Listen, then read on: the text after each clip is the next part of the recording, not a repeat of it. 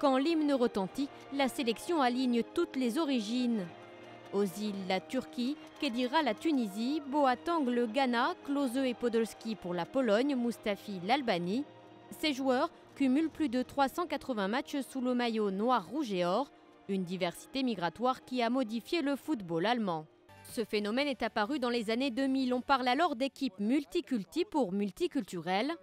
Beaucoup de spécialistes y voient l'influence de l'équipe de France 98, une équipe black blanc beurre. À un moment donné, les résultats n'étaient plus bons pour cette équipe allemande et du coup, ils ont pris exemple sur l'équipe de France et ils se sont dit si on faisait la même chose. Et en fait, à partir des années 2000, avec également des lois et une politique étrangère qui a assoupli la possibilité pour les joueurs d'avoir la nationalité plus facilement, il y a plein de joueurs d'origine étrangère qui sont venus dans cette équipe allemande.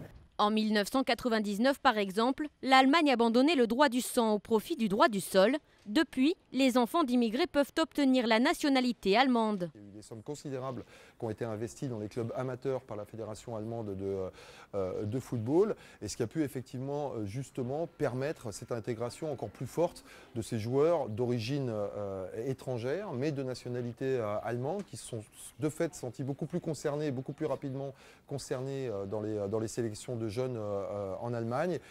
En 10 ans, plus de 600 millions d'euros ont été investis par la fédération dans les clubs de formation de quartier, de quoi assurer l'avenir de la Mannschaft.